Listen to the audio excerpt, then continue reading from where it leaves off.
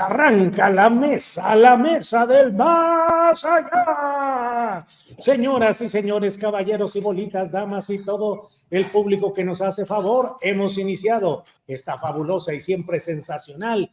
Vean ustedes a Ana Francis Moore, que está ya con sus palomitas de maíz para ver el espectáculo. Ana Francis, buenas. Bueno, espero a que termines y déjame saludar a Federico. Ya. Federico Bonazo, buenas tardes. Hola Julio, Ana Francis, Horacio, qué gusto estar otra vez aquí. Gracias. Horacio Franco, buenas tardes. Guten Mittag, bis Allman.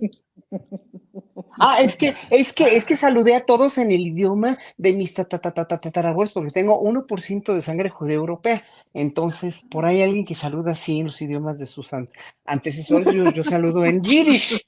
En Yiddish, Mittag, bis Allman. Guten Mittag, bis Allman. Bis Allman. ¿Cómo están todos? Buenas tardes. Bien, qué bien empezamos este programa. Ana Francis Moore, buenas tardes. Es que yo estaba echando la botana, Julio, porque justo estaba, antes de empezar, estaba terminando de ver el foro Visiones por México del Frente Amplio. Y sí está palomero, Julio. Sí está palomero. ¿Qué le viste de especial, Ana Francis? Platícanos. Oye, bueno, perdón, ¿palomero bueno o palomero malo? Palomero. Palomero. No, está muy entretenido. La verdad es que es un buen show. ¿A qué me refiero con que está muy entretenido? Bueno, primero esta cosa que necesitamos practicar, amigos. Esta cosa de que una mujer se vuelve a sentar en la silla y entonces... No, pero pongan las cámaras de todos juntos, porfa. Porque me tienen que ayudar. Todos juntos. Todos juntos. Ajá. Entonces, ven que cuando una mujer se vuelve a sentar en la silla, pues los hombres hacen como que se paran, pero se sientan. O sea, háganse de cuenta que yo me voy para acá, ¿no? Y entonces regreso, y entonces ustedes hacen como que se paran. ¡Horacio! Otra vez. De nuevo. Se llama violencia de género esto que hice. Entonces ustedes hacen como que se paran. Exacto, ¿no? Que eso es muy entretenido. Y luego, el primer Yo me quedé como en inodoro japonés, ¿eh? ¿Cómo? Yo, así, nada más volando en el aire. Exacto. Me quedé, ni me levantaba ni no, me quedé a medias. Exacto, porque esa circunstancia social es muy confusa. Luego, primer momentazo de Beatriz Paredes. Ahí fue donde empecé a echar palomita y luego ya, o sea, como un primer momentazo así de lo que hace falta es una reforma del Estado, una reforma política del Estado, que en eso creo que coincidimos más o menos todo el mundo. Sí. Y a la siguiente intervención, hay que defender la educación de nuestros niños porque los libros, no, ya. Oye, ¿y la reforma del Estado lleva una cola de gato? Porque se asomó ahorita una cola de un gato. Sí, perdón, mi gato. Amarillo, cafecito con blanco. Es que te digo que está mucho la chacota, porque ya viendo esa cosa, pues ya, se echa lo que viene siendo la chacota. Lo que viene siendo la chacota. Federico Bonazo, ¿cómo ves este primer ejercicio, este asomo? Ya 4 cartas quedan a nombre del flanco opositor: Xóchitl Gálvez, Santiago Krill, Beatriz Paredes y Enrique de la Madrid, que ya tuvieron ayer su primer foro de participación. ¿Cómo vas viendo las cosas, Federico? No sé, yo la verdad es que disfruto a Zambrano protestando con el rostro, custodiado por el rostro de Aureoles y de Mancera, áticos, protestando, peleándose, como lo que merecen, ¿no? Que son una ex izquierda que de izquierda solo tiene ex y que están en la situación que merece aquel que claudica en todas sus convicciones. No sé, quizás fue un poquito de teatro y uno cayó en ese teatro y en el fondo ya transaron algún huesito correspondiente al 1.2%, 0.7% que pesa hoy el PRD. La verdad es que es una situación cómica. Verlos ahí es perdón que lo diga, no puedo ocultar cierta satisfacción. Pues sí, Federico. Horacio Franco, ¿qué piensas de ver al PRD en ese papel tan marginado? Ya no hay ninguna discusión, o sea, sus propios aliados actuales lo hacen a un lado al PRD y efectivamente, como dice Federico, ver a Zambrano y otros haciendo ahí explicaciones y vamos a hacer una pausa mientras definimos si seguimos o no, como si realmente pudieran influir o decidir. ¿Qué piensas del papel del PRD en la actualidad, Horacio? Pues son patéticos, son como las mujeres o hombres despechados o que sea, lo que sea despechado, que pues sabe que no tiene ya oportunidad o puede reaccionar de una manera más digna y pues están ahí, se quedan, pero no participan, ¿no? Están ahí, pero no están ahí. Y bueno, todo eso es el resultado de una total y absoluta ilegalidad y una manera en la que, pues, no sé, que no se sorprendan ellos, entre ellos, pues, ¿no? La manera de realizar elecciones, de haber obrado tan mal por el devenir de México en los últimos 35 años de los tres partidos. Bueno, el PRD cuando no era malo, ¿no? Pero lo volvieron, la gorra no era como, pero la hicieron como dicen. Pero hoy por hoy, pues están en la misma tónica estos partidos, ¿no? De fraude, o sea, y además, ¿cómo lo ocultan? La manera en la que lo ocultan, ¿no? Los 150,000 votos a lo largo de al menos 17 estados, bla, bla, bla, etcétera, etcétera. Yo creo que pues ahí no hay vuelta de hoja, están despechados y están en una posición muy indigna porque además el número de militantes que tienen, que es muy superior al que podría tener Morena, pues no se refleja tampoco obviamente en la votación, ¿no? Y bueno, a mí me gustaría después discutir todo lo que dijo Paredes ayer, lo que dijo de la Madrid Kill, toda esta sarta de cosas que dijeron, híjole, verdaderamente están tremendos. Gracias, Horacio. Ana Francis, algo que dijo Beatriz Paredes, la parafraseo, dijo algo así como que López Obrador era un accidente producto de los errores que habían cometido los priistas. ¿Qué opinas de esa frase, Ana Francis? No sé por qué pensé en mi papá.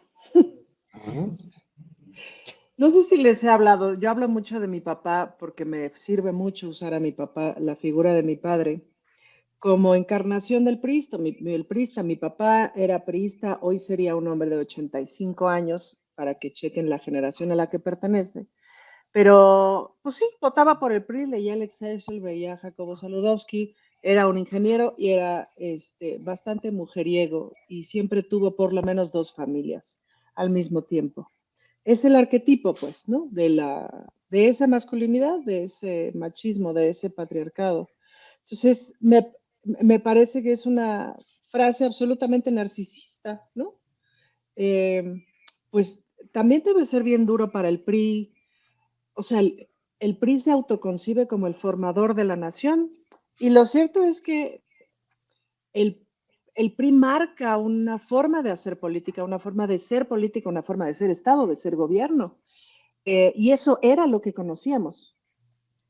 Y eso no necesariamente ha cambiado, es decir, eso sigue permeando y sigue siendo una forma contra la que estamos luchando, que ahora que ya no se trata del partido, sabemos que sigue siendo una forma, que sigue siendo un arquetipo. Otra vez, el arquetipo del político es un priista. Entonces, pues sí es narcisista, pero también corresponde a que el PRI ha sido protagónico de la historia de la nación. Me acuerdo mucho de esta frase que decía Jesús en sus shows de el pequeño priista que todos llevamos dentro, pues, ¿no? Y todo mundo podemos reconocer esa referencia.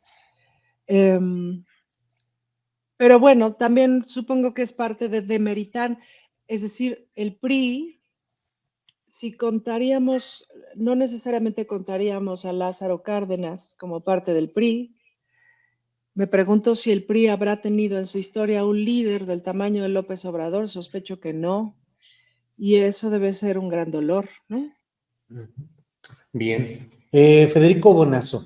Federico, hay una sensación en México de que la izquierda, la 4T, Morena y sus aliados llevan una delantera por varias razones respecto a sus adversarios. Las razones pueden parecer a la vista porque finalmente pues no se ve un gran liderazgo en la oposición, sus foros y su proceso pues es un poco o un mucho desasiado, de tal manera que no generan la gran expectación, al menos es mi punto de vista. Pero te quiero preguntar, Federico, en comparación con otros procesos como Argentina, donde este fin de semana son las primarias, las elecciones primarias, en un ambiente muy crispado, en un ambiente con una presencia muy fuerte de los principales medios de comunicación y el Poder Judicial contra los gobiernos progresistas o de izquierda, con un Ecuador donde acaba de haber una ejecución un asesinato de un candidato presidencial, lo cual tensa aún más la circunstancia en la cual la izquierda, el correísmo, tiene una opción de regresar al poder, pero frente a poderes muy confabulados en su contra. ¿Cómo ves el proceso en México y esa especie de confianza histórica o moral que se tiene en la izquierda de que 2024 está ganado, pues casi de calle? Federico. Bueno, yo debo confesar que hoy vengo muy 4T. Perfecto, perfecto. Yo le agradezco mucho al hombre este de las lomas su performance, porque cuando veo a un energúmeno así, dueño de un odio tan furibundo y representante involuntario pero magnífico del pensamiento de la derecha en este país y de esa oposición que comparte con el hombre de las lomas, no las formas, pero sí los contenidos, me vuelvo ultra de la 4T. Es decir, si eso es lo que tenemos enfrente, si esa es la vileza, la voracidad por regresar al sistema de privilegios, el clasismo desatado, el racismo que tenemos enfrente, me quedo con la 4T. Como estoy con la 4T, no, tú lo sabes muy bien, Julio, no sin haber sido crítico cada vez que lo he considerado pertinente, tan crítico que me ha costado algún problema con varios cuates, no sin eso perdí el hilo de lo que estaba diciendo. No me confiaría para nada, porque si hacemos los números más elementales, ¿cuánto pesa el antiobradorismo más elemental, más duro? Que yo creo que es un 30%. Si a eso sumamos unas 3 categorías que podríamos meter a la división del voto en el 24, que sería la de los indecisos, que siempre juega, la de aquellos que caen presa del carisma de algún candidato, si fuera Xochitl Gálvez, podría decirse, aunque para mí no lo tiene, pero para quizás otra gente que no sabemos qué porcentaje representa del electorado podría tenerlo, esta cosa dicharachera que conquistó a muchos, que usaba Fox en el 2000 también, y una tercera categoría que es la de los desencantados de la 4T, es decir, la de toda la gente que quiere penalizar su desencanto a través del voto y que va a ir a las urnas. Y después una variable que es Movimiento Ciudadano, cómo va a jugar. Porque yo creo que esta pelea interna que estamos viendo en el frente, que deberían cambiarse de nombre, en vez de Frente Amplio, ser Frente Estrecho Anti-AMLO, a por México, además, no por México, sino a por México. Ese frente estrecho a por México, se puede pelear todo lo que nosotros disfrutemos aquí, pero no va a modificar, yo creo, el voto del odio, del antiobradorismo del señor de las lomas. No me confiaría, estoy expectante a ver lo que pasa en la interna de Morena, porque a partir de ahí, cuando se defina el candidato o candidata de Morena, las cosas se podrán establecer y estudiar con un poquito más de claridad. Ahora los mismos procesos internos enredan, ¿no? La anticipación a ese escenario. Bien, bien, Federico, gracias. Horacio Franco, ¿cómo ves el futuro electoral a partir de lo que hoy está ofreciendo esta oposición?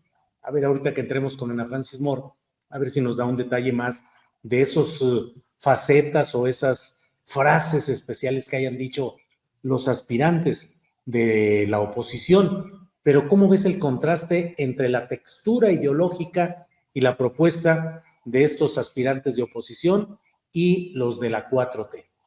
Bueno, yo no le llamaría frente, más bien trasero, ¿no? Trasero. Porque van muy por detrás, Trasero amplio porque van muy por detrás México, o porque están por del... detrás, No, ya. están detrás. Mira, yo no oí el foro de hace ratito, pero aclarando precisamente, o tratando de aclarar en mi cabeza, palabra por palabra de lo que oí de ayer que dijo Paredes, por ejemplo, ¿no?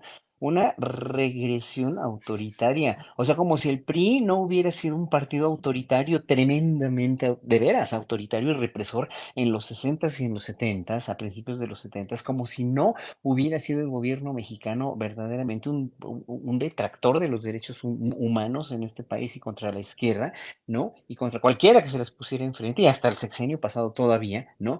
Regresión autoritaria, o sea, que se fije, a ver, Beatriz Paredes presume de ser un político, una política congruente y con mucha experiencia, eso no lo dices como político, porque sabes que es una mentira, sabes que es una total y absoluta mentira y que te toca a ti además embarrarte de esa mierda, perdónenme que lo diga así, pero de algo que propició el PRI, de algo que fue el PRI y que lo consolidó de una manera magistral. Entonces eso de autoritaria, organización autoritaria disfrazada de proyecto progresista no está disfrazada. Que me perdone, pero el proyecto de López Obrador y de la 4T es mucho, por mucho más progresista, que es lo que les molesta a ellos, que no pudieron hacerlo progresista porque su corrupción se los impidió. Claro, pues entonces obviamente ella dice, ¿no? De un proyecto progresista fallido, ¿no? Luego reconoce a la ministra Piña y dices, bueno, ok, eso también, híjole, pero que me perdone, pero no, la ministra Piña no ha dado, de veras, desde a mí se me cayó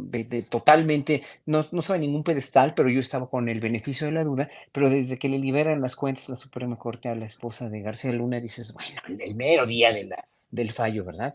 Y luego lo del accidente histórico, ¿no? El accidente histórico ha sido el PRI para este país, empezó muy bien en los 30, 40, claro que sí, pero o sea, un régimen que llegó a ser totalitario, porque un partido que finalmente, o un régimen que nada más tiene una opción para votar por la presidencia, como en tiempos de López Portillo, no es otra cosa más que un régimen autoritario y un accidente histórico, ¿no? Y ella cree que con esa cantaleta va a poder gobernar ella o el PRI, ¿no? O sea, verdaderamente sí es terrible. Luego lo de tirar a la basura los libros, otra vez llega la parte irreflexiva, tan mexicano, irreflexiva y mediocre de un partido como el PAN, de no reflexionar, de no tener en cuenta nada, de no haber leído los libros. Yo ya estuve leyendo parte de los libros, me parecen verdaderamente unos libros que propician mucho una de las cuestiones que siempre he dicho más que necesita México, que es la visión colectiva, comunitaria, de respeto a los otros, de respeto a ti mismo, de ponderación Ujú. de muchos valores que están en los libros, ¿no?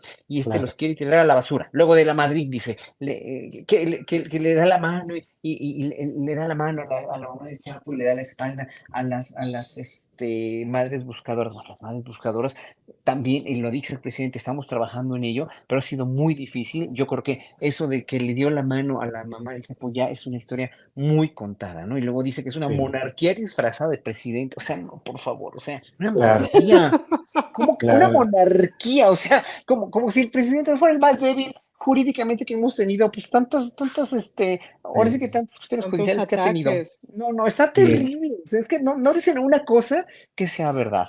No, no, Ninguno. no, espérate, no. Ay, perdón, tengo los dedos embarrados de la botana. Pero A sí ver, dicen una verdad. Santiago Krill, te voy a decir, Federico, esta gente me ha maltratado mucho. Yo siempre defiendo a Santiago Krill, porque le tengo un cariño especial, porque me conmueve muchísimo su papel.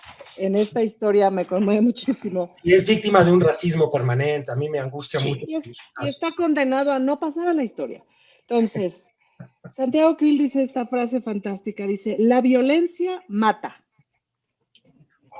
¡Bravo! ¡Bravo! Estadista, Ana Es Francis. el Polémicas descubrimiento, ese es sí, un hombre de Estado, eso es una visión de Claro. estadista, compañeros. No sí, la están viendo. sí, sí, no, es un hombre de Ese como axioma fácil, es digamos. De axioma fácil. pero es un descubrimiento. Lo que sorprende es que es un descubrimiento. Es decir, muchas de las cosas que narran pareciera que las están descubriendo como si empezaran o sea, como si estuvieran pasando desde apenas hace 15 minutos y es terrible. Cuando hacen este relato de la violencia de acabo de ir a no sé dónde y Beatriz Paredes, ¿no? Acabo de ir a no sé dónde y acabo de ir a, y la gente dice, es que ya no se puede vivir en paz. No manchen, pues ¿en dónde han vivido? ¿Qué les pasa? Y hay una cosa, estaba justamente conversando sobre este show con una buena amiga que amo mucho, y entonces ella me hablaba como de las bondades de la disciplina priista. Y le decía yo, en efecto, porque lo cierto es que en la convivencia con los compañeros priistas del Congreso de la Ciudad de México, su disciplina se aprecia mucho, su disciplina partidista, su disciplina para con el buen trato, para con una serie de cosas se aprecia muchísimo, porque luego la salvajada de los panistas es muy difícil de llevar. Pero en aras de esta disciplina priista, las convicciones les importan tanto como este Kleenex. Entonces, es brutal esto que dice Horacio pero lo que están diciendo es una gran mentira. Entonces, y permítame volver a mi papá, es como cuando mi papá llorando a lágrima tendida me decía, yo te apoyé para que estudiaras actuación, pero con lágrimas, si ustedes hubieran visto esa escena, hubieran dicho, este hombre, ¿no?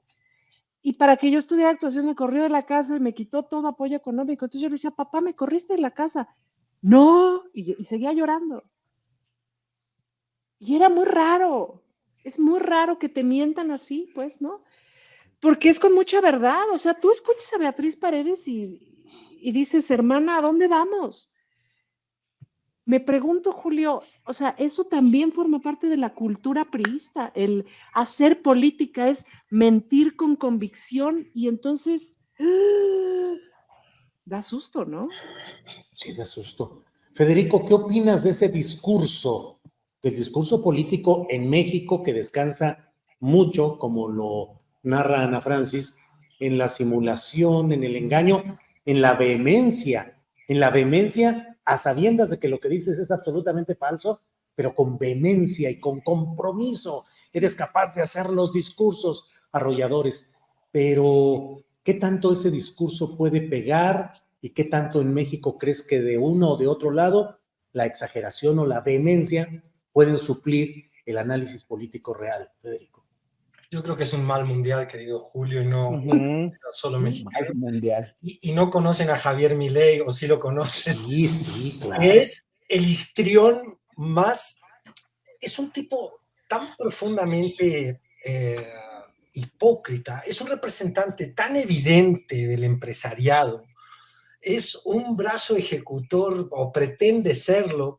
Espero, yo no sé si hay que tocar madera o qué, para que este cuate no siga subiendo, pero que logró correr la agenda a la derecha, allá en Argentina lo logró, y esa era la razón de ser de toda la promoción que se le hizo. Un histrión loco. Yo creo que hemos visto el retroceso. Hay señales un poquito alentadoras en cuanto a que este histrionismo que usó la ultraderecha, empezó con Trump, digamos, y con Bolsonaro, y lo vimos en Vox, y lo vimos en Milei, y lo intentó aquí en México la derecha con Lili Telles. Por algo se han arrepentido. Yo creo que en México todavía por ciertas condiciones históricas, y el PRI tiene que ver allí, hay cierta narrativa nacionalista, post-revolucionaria, que todavía impide, creo yo, que ese histrionismo de la ultraderecha pegue en la gente tan común. Y por eso Xochitl es la carta que el marketing político de la derecha ha escogido ahorita.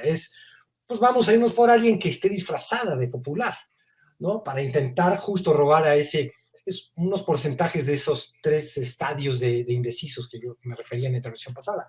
Yo creo que no, que sí pega en México, sí pega, pero hay que ver qué tanto, o sea, en qué porcentaje y cómo se traduce eso electoralmente, ¿no? Qué sé yo cuando veo expresiones como la del cuate de ayer, digo, qué retroceso, ¿cómo construyes democracia con un tipo que tiene repudio por los pobres? ¿Cómo piensas en reconstruir este país con un tipo como Cuadri que ha dicho que son lastres 3 estados? Es muy difícil con esa derecha intentar reconstruir un pensamiento de bien común, de objetivo común, de destino compartido.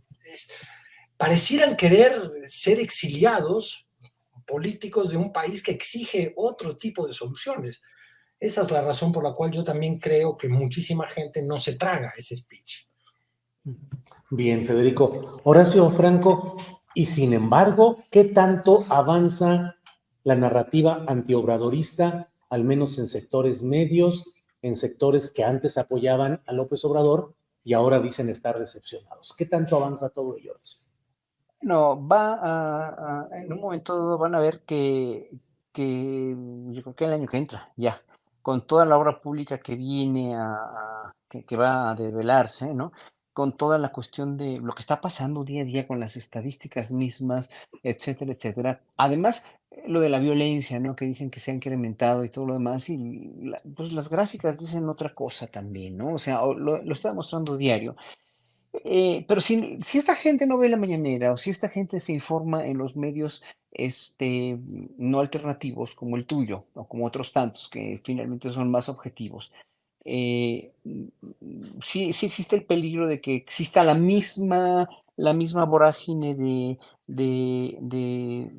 pues sí, de crítica y de descredibilidad de lo que está haciendo el gobierno, aunque vean que la economía va bien, aunque vean que esto no es un país comunista, aunque vean que los libros de texto van a ser funcionales, aunque vean que el salario mínimo está mucho mejor que nunca antes, ¿no? Los últimos 50 años, etcétera, etcétera. O sea, no sé, es como los papás de hijos gays o trans o lo que sea, o de diversidad sexual, ¿no? Que saben que los hijos son, pero no lo quieren saber, pues, ¿no? Así, ese tipo de gente saben que no está mal, pero no lo quieren saber, o están muy afectados por alguna cuestión de algún despido, de alguna cosa que les tocó injustamente a ellos, porque el patrón tuvo que pagar 20,000 millones de impuestos y tuvo que correr a muchos de ellos. Tal vez les tocó fueron algún daño, como diría Calderón, ¿verdad? Un daño colateral de todo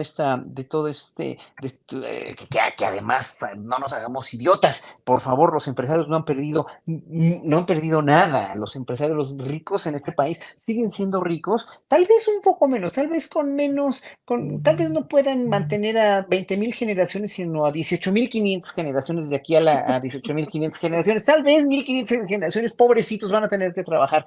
Pero ya con eso, o sea, si van a lograr un país mejor, si quieren a su país, si van a poder lograr un país mejor con esto, pues que no se hagan tontos y que empiecen a ver. A mí lo que se me hizo muy importante que pasó esta semana, que ha pasado un poquito desapercibido, creo yo, es lo que dijo este periodista argentino que todavía está aquí en México.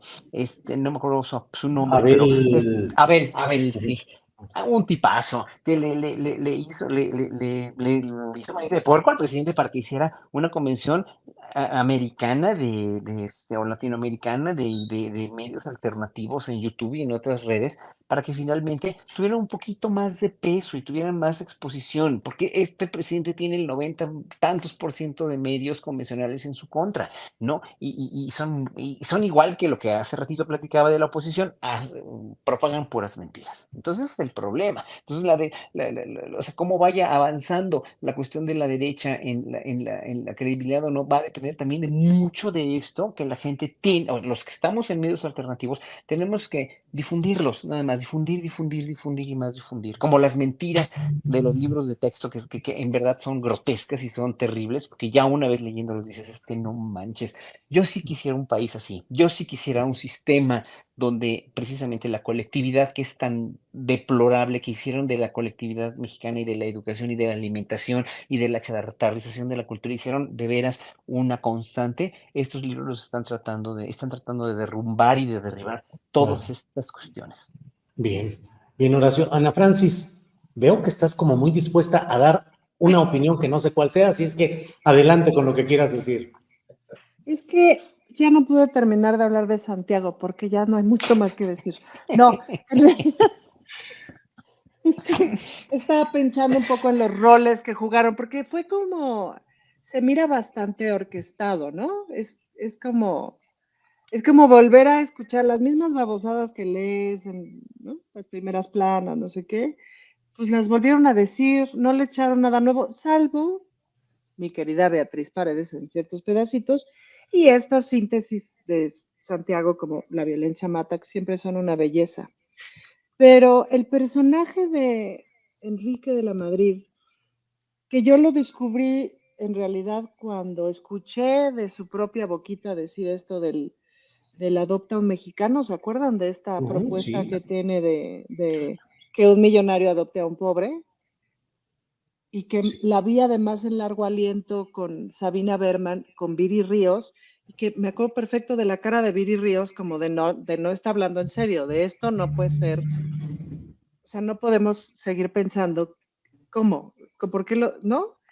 Y entonces vuelvo a pensar en esto de, ¿qué les pasó? Ahora sí que, ¿a qué escuela fueron? ¿Por qué su pensamiento es tan chato, tan frívolo, tan ignorante, tan desconectado de la realidad, tan chato, tan bruto? Eh, Solamente podría pensar que Beatriz Paredes está jugando a eso, le he oído cosas mucho más interesantes, pero de los otros tres no haces uno. Es decir, hay una cosa que pasa con Xochitl, por ejemplo, que es buena para las entrevistas cortas, ¿no? 3, 5 minutos, 7 minutos te los da increíbles, pero ya después en la larga conversación es como de esas citas que tienes o de esas personas que conoces que los primeros 5 minutos dices, ay, qué padre, y luego es así de, ya me aburrí, porque no hay nada más. Y, y me pregunto, pues, ¿qué han estado haciendo? Pues, ¿qué no leen? ¿Qué no viajan a algún lado? ¿Qué no abren los ojos? ¿Qué no leen? ¿Qué no le prenden algún día a alguna película buena, alguna serie interesante? ¿Qué no platican con otras personas que no sean ustedes mismos? ¿Dónde han estado? ¿No? Me lo pregunto con honestidad, verdad de Dios que no es burla, un poquito sí, pero verdad de Dios que no es burla. Y sí, Enrique de la Madrid es como, pues esa parte donde dices, voy al baño, ¿no? Y te vas. Y espero que se estén levantando, gracias, sí. Sí, sí, sí. Horacio, muy mal otra vez, Horacio.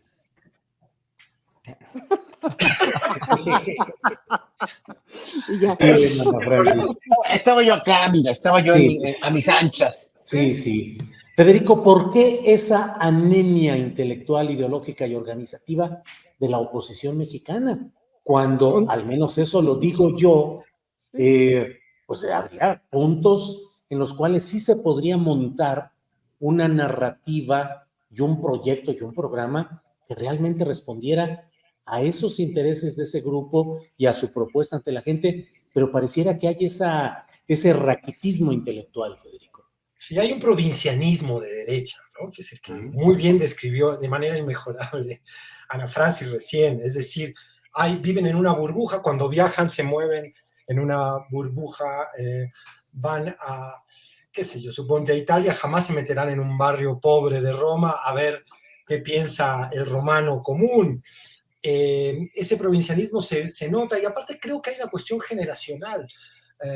Todavía son los hijos mimados de un régimen de privilegio. Yo, los calificativos, últimamente estoy en una cruzada anticalificativos, porque propongo que la sociedad tiene que restaurar el diálogo, y si sustituimos el argumento por el insulto, si al rival le hacemos un ataque fácil poniéndole una etiqueta, pero la verdad es que el calificativo de fifí es muy bueno, es un sustantivo más que un adjetivo, ¿no? Y sí, tienen esta mirada absolutamente cerrada, y uno pretendería con cierto candor que hubiera una nueva generación de la derecha más inteligente, moderna, que entendía, pero no, vienen peor. Tú ves a los chavos, ves esta América Rangel, perdón por poner nombres otra vez, pero a veces cuesta mucho, digamos, explicar las cosas sin ejemplos. Y dices, estos son los nuevos jóvenes de la derecha. Vienen peor todavía, porque a estos otros todavía tienen un prurito de hablar de que se tiene que combatir la vieja deuda con los pobres de este país. Por lo menos tienen una retórica, que uno ya no se las cree, pero la trae. No, estos son el desastre total, vienen asumiendo su derechismo más, su darwinismo social más nefasto y declarado, y el panorama para esa oposición, para esa derecha, es complicado, es difícil. Claro, a la vez aquí hay una paradoja, que es lo mismo que estoy planteando, ¿puede la derecha en sí proponer un programa inteligente? No es un pensamiento finalmente conservador de derecha o de ultraliberalismo económico el que ha permitido lo que estamos viendo en Canadá, que se está incendiando, lo que estamos viendo en China, que se está inundando, lo que estamos viendo en Arizona, donde una pareja que se quedó sin aire acondicionado se murió por la hora de calor. Tú ya no puedes vivir en Arizona sin aire acondicionado, te mueres. Ahora, el mundo que permitió, el sistema económico que nos ha llevado a esto, puede tener una alternativa inteligente, puede haber una derecha inteligente. Más bien lo que creo es que a la 4T, a la opción de estas izquierdas que tenemos en Latinoamérica, que son gestoras del capitalismo, se las puede correr por izquierda, como hace aquí a veces el zapatismo u otras organizaciones con la 4T, o como hace con la izquierda argentina, con las claudicaciones feroces del kirchnerismo, la que hace la izquierda unida de Miriam Bregman, por ejemplo, que dice, ustedes son agentes del FMI, finalmente, están ajustando a los jubilados. Entonces, eso ya no es la izquierda. O sea, yo lo que veo más que como oposición desde la derecha, es una oposición desde la racionalidad y la izquierda a estas izquierdas democráticas que tenemos, que son gestoras del capitalismo. La verdad es que esta derecha mundial está asfixiada en sí misma, lo cual no quiere decir que no vayan a hacer muchísimo daño en sus sectores finales, ¿no? Pero, pues, Sí, si puedo agregar sí. una opinión, estaba Adelante. pensando en la entrevista que le hiciste a estos dos señores enojados panistas porque Xochitl no les representa. No me acuerdo de sus nombres porque justo no son tan conocidos. ¿Cómo se llaman, Julio? ¿Te acuerdas que los entrevistaste? Los de ultraderecha, el padre Daniel, dices. No, los otros dos que te hicieron toda una reflexión y todo un análisis de por qué alguien como Xochitl no los representa y que hablaban justo Bueno, de Raúl la... Portolero y Juan Esos, Iván Peña. ellos Ujú, dos. ujú. Que me parecieron bastante estructurados, es decir, y su análisis Sí, me pareció bien sí, hecho. sí, Sí leen, sí. piensan del carajo, pero sí leen. Pues Sí, pues no sí. me parece que estén, ¿cómo se llama?, desprovistos de herramientas de análisis. No coincidimos, obviamente, se paran desde un lugar súper odiador de muchas cosas, etcétera. Ese Pero es el me parecería, ese es el odio. problema, pero El odio es el instrumento que los cohesiona, ¿no? y Y con con todo el y Pero, odio, todo, y con todo y todo, me parece que tuvieron un diálogo bien respetuoso con Julio, pues, ¿no? O sí, sea, ujú, pero sí, pero luego, estos que son los líderes, ujú, es así de ujú. güey, ni sé por qué me enojo, ni son mis líderes, pero, ¿me entienden? Sí, claro. Es que dañan finalmente al proceso el que no haya una oposición de calidad intelectual Sí, y con sí, sí, propuestas muy definidas. Horacio, desespera. Ujú. Pero es que precisamente es ese odio el que es generado por la impotencia de no tener un proyecto ni que complemente ni que contradiga. Porque si tú tienes un proyecto que contradiga lo que está haciendo López Obrador de una manera estructurada, de una manera inteligente, de una manera sustentada, académica, política, económica, moralmente, etcétera, etcétera, tienes una propuesta, una contrapropuesta que critica y que dice, es que esto está mal, pero yo tengo esto. Entonces, cuando tú tienes argumentos con una dialéctica para decir, es que yo tengo esta propuesta, pero como no tienen nada, porque lo anterior fue lo que los llevó a esta cuestión que tienen ahora, a esta querer unirse con sus traseras o frentes o como se llamen, de una manera tan artificial, sin ideología, porque en eso estriba todo, la no ideología. No hay ideología porque no hay proyecto. ¿Por qué no hay proyecto? Porque llevaron a este país con el neoliberalismo verdaderamente límites inhumanos y terribles de un saqueo y de una corrupción y de una degradación que son indecibles. Entonces, como no tienen nada con qué, como no pueden, además, no tienen ni el mundo, como tú bien dices, Ana Francis, no viajan, parece que no viajan, o sea, cuando se van a cualquier país, no se van a los barrios pobres o no les importa porque finalmente pues van de shopping o van de turismo o van nada más como los que van a la India, a los ashrams con los gurús, ¿verdad? Que se van en un camión, así que nada más ven a las vacas y a la gente defecando en las calles, lejos, lejos, lejos, pero ellos van al ashram a todo lujo, pues, ¿no? A eso me refiero. Entonces no ven la realidad del mundo, no tienen esa sensibilidad porque además no crecieron con ella, crecieron con una insensibilidad y una protección en una burbuja, como bien lo decía Federico y lo decía Ana Francis. Entonces no tienen el sentido común para proponer nada.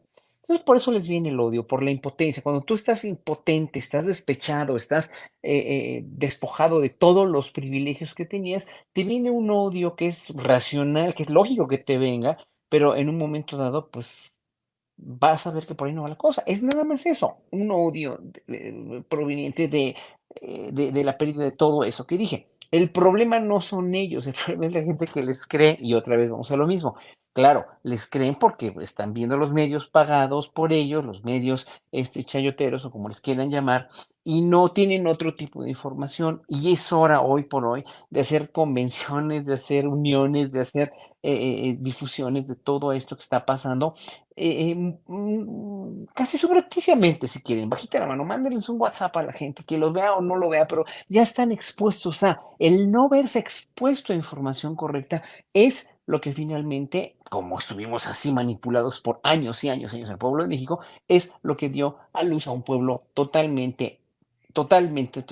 no analfabeta político, pero escépticamente político, que le importaba un comino hablar del gobierno o criticarlo porque pues no tenía caso, porque hacían lo que se les daba la gana. Exacto. Bien, Horacio. Ana Francis, Ujú. y en todo este terreno en el que hay un liderazgo y una voz impactantes, que son las de López Obrador, es decir, impactantes porque realmente impacta lo que dice y la agenda que va marcando López Obrador.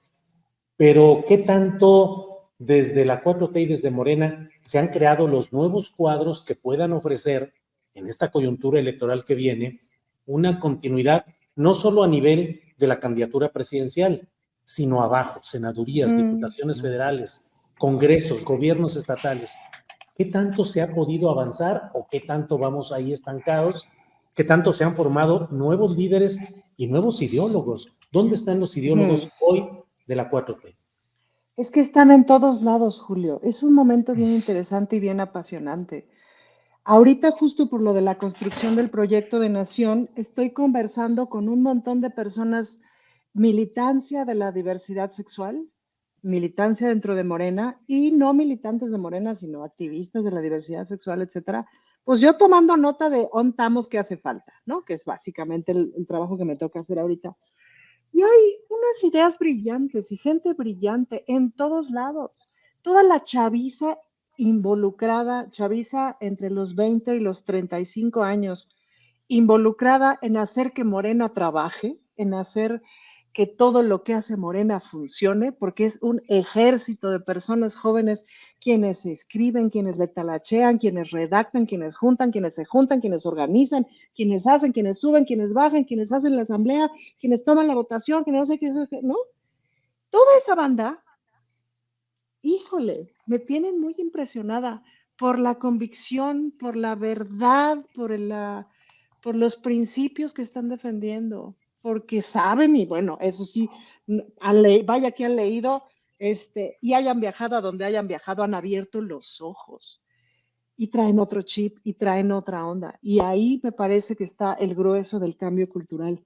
Y te voy a dar dos muestras del país que sí queremos, porque mi 4T tiene muchas ventanas de oportunidad. Hay procesos, por ejemplo, esta semana se habló mucho del asunto de los 5 millones menos de personas pobres, etcétera. Las buenas noticias que nos dan desde INEGI y Coneval, que hay varias buenas noticias, otras no tan buenas.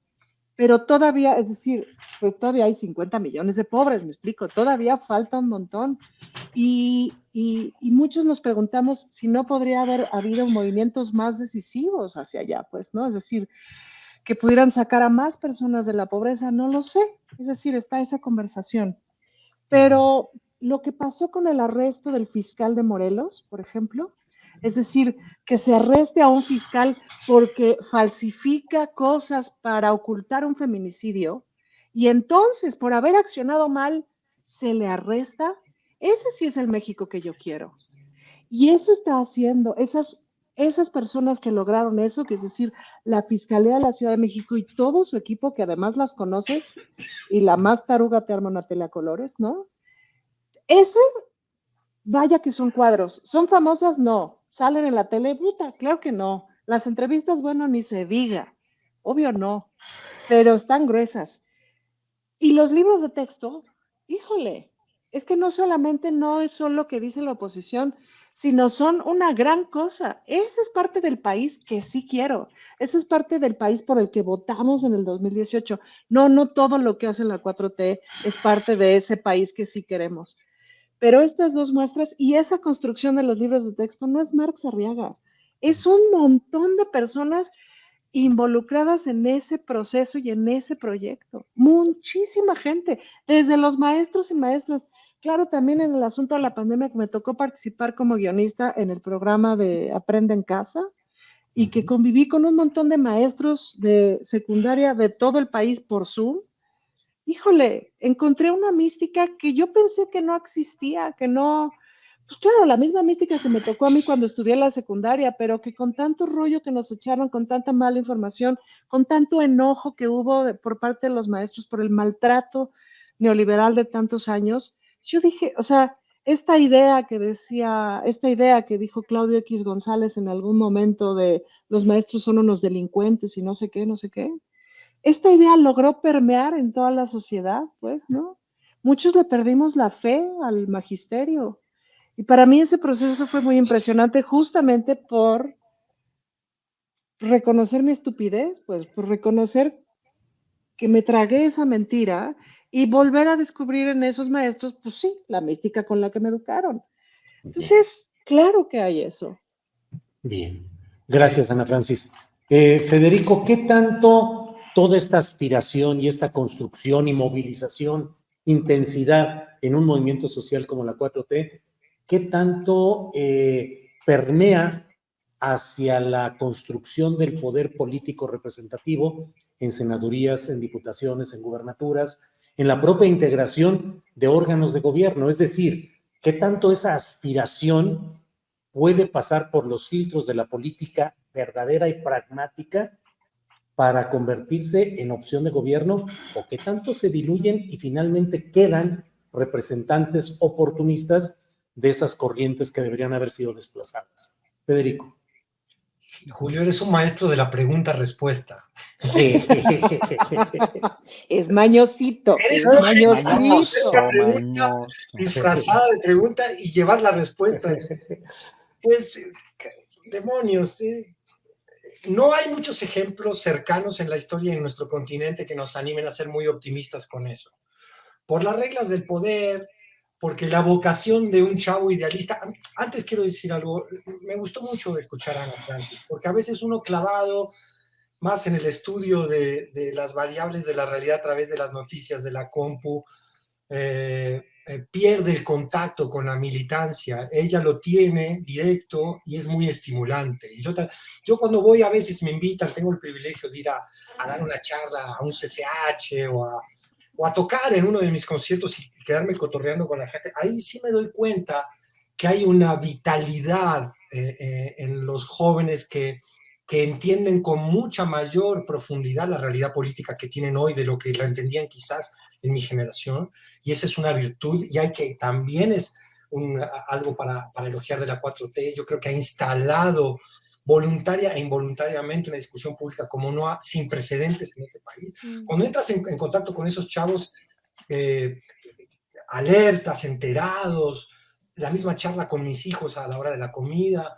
dices, bueno, aquí hay toda una esperanza. Y en tu pregunta, Julio, hay un elemento que es el que hay que analizar, cómo se traduce esa vitalidad del idealista en el funcionario, en la administración pública, donde se entra una maquinaria burocrática que además obedece a las leyes de un poder muy, muy siniestro.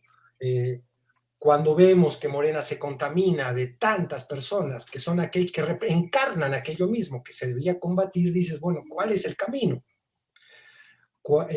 ¿Dónde está la impronta en las políticas públicas y en la administración de todo ese idealismo que traen esos chavos inteligentes y preparados que tenemos hoy? Entonces yo creo que la gran tarea está ahí. La urgencia de la gestión le ha impedido. Yo vi una entrevista muy interesante, si pueden ver, a la que le hizo Sabina Berman a Taibo II, a Pedro Miguel y a Citlali, donde ellos mismos hablan de cómo la urgencia de la gestión, aunada al ataque feroz de estas bestias que tienen enfrente, que van a voltear con todo, le restan tiempo a esa preparación de cuadros indispensables. Yo creo que las mentes que las hay muy inteligentes, como la de Bartra, como la del mismo Taibo II, como Fabricio Mejía, que ha hecho y sigue haciendo, y hay muchos otros que sí son cuadros de la 4T, tienen que hacer una tarea más exhaustiva de discusión pública, y digo, más exhaustiva, no sé de qué manera, pero sí. Yo, por ejemplo, estos foros que ha organizado la 4T ahora, me hubiera gustado que hubieran sido de más larga duración. La Ana Francis nos puede contar cómo estuvieron, un poquito más largos, y con mayor respeto a la participación de la gente, ¿no?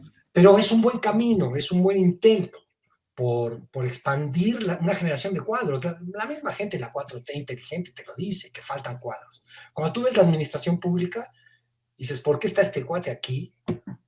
Dices, porque faltan cuadros, ¿no? Bien, Federico. Horacio Franco, vamos entrando ya al final del programa. No.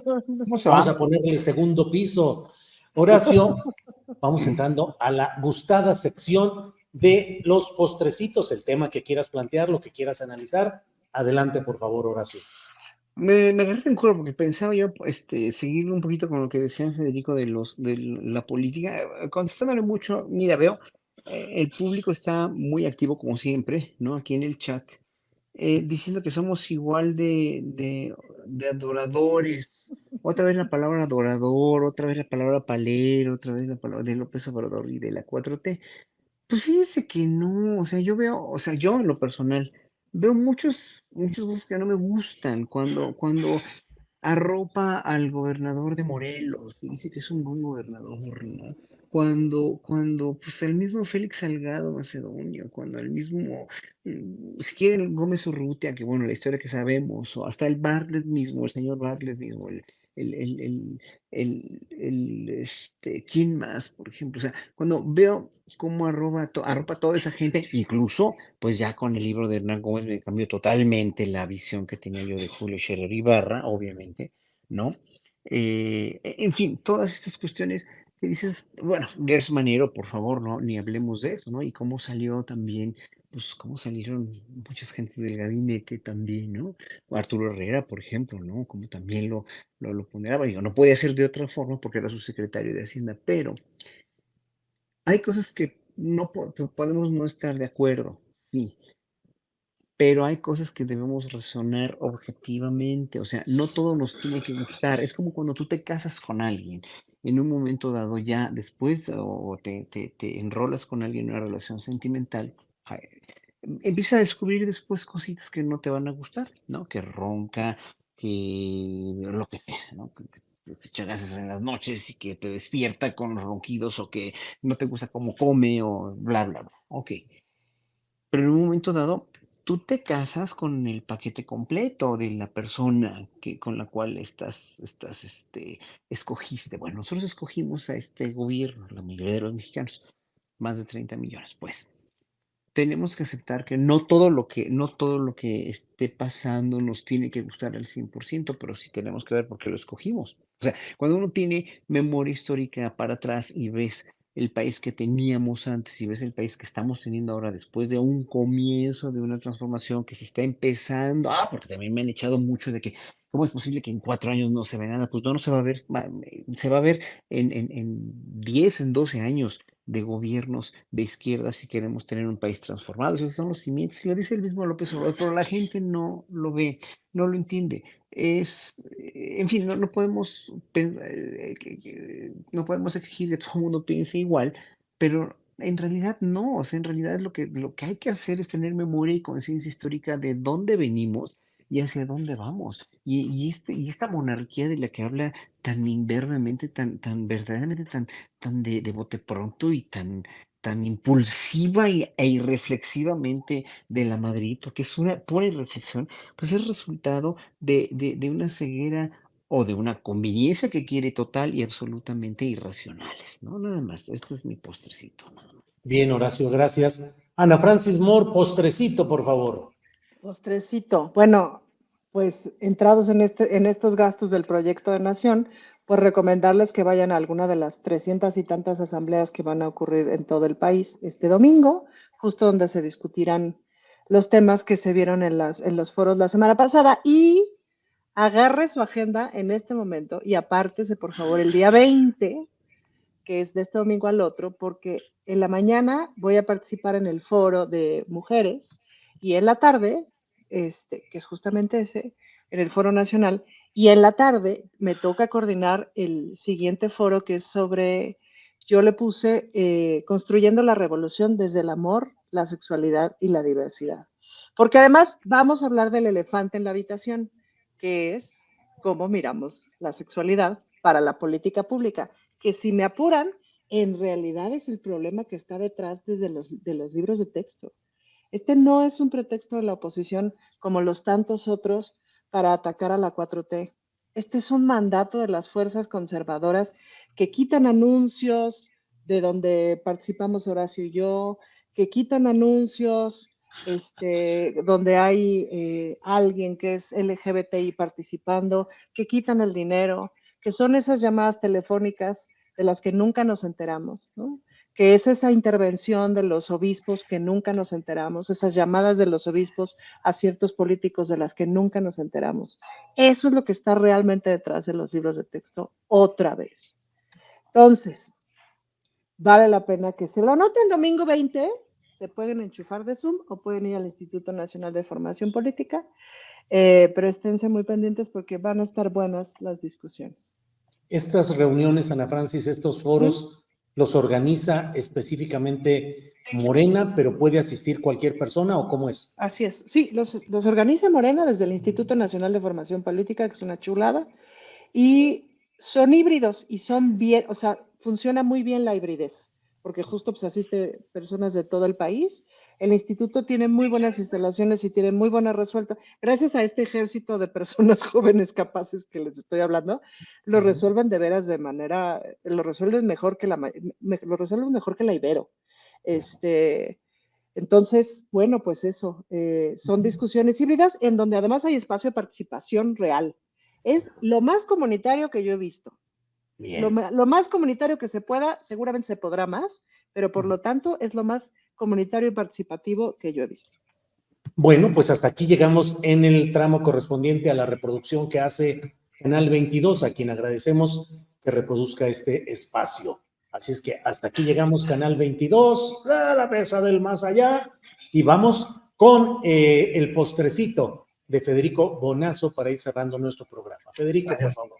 Antes de concluir el postrecito, es agradecerle a Fer Rivera, a ti, Julio, a Ana Francis y a Horacio que me dejen eventualmente saltar a la cancha en estatus de suplente, lo sé muy bien, y con el cariño y el respeto que le tengo a Fer, que además tiene ese humor tan especial y tan importante, ¿no? Hay que ver con cierta distancia irónica las cosas porque si no nos descomponemos.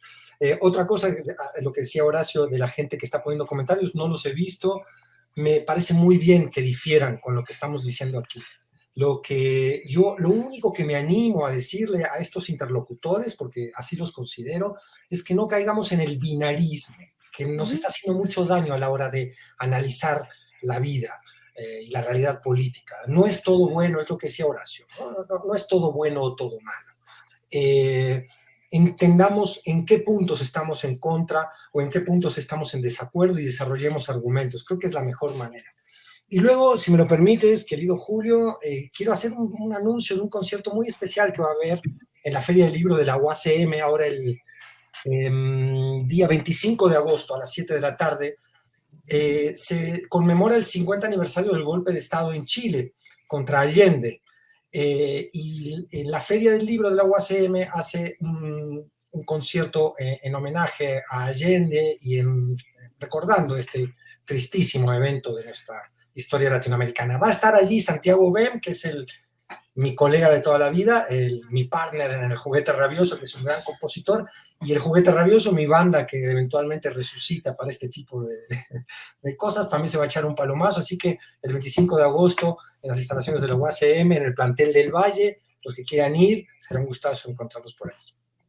Federico, muchas gracias a los tres. Horacio Franco, gracias y buenas tardes. Buenas tardes, gracias. Nos vemos el viernes próximo. Voy a estar en Corea, así que me voy a conectar a las 5 de la mañana. Así que a las 5 de allá. Los voy a saludar desde allá. Tú sí viajas. Él sí como viaja. la derecha.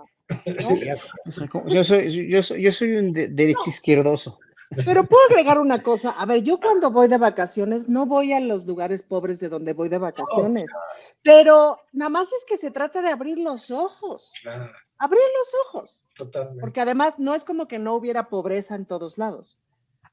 Salir de la burbuja. salir de la burbuja. Pues salir de la burbuja, que si llegas a un hotel, hay una persona que está sirviendo algo, limpiando algo, etcétera. Claro. Y en distintos lugares del mundo te vas dando cuenta de en qué condiciones vive esa persona. No necesitas ir a visitar nada, nada más es abrir los ojos. Está bien, sí traduje bien eso de... Sí. Ana Francis, gracias. Federico, gracias y buenas tardes.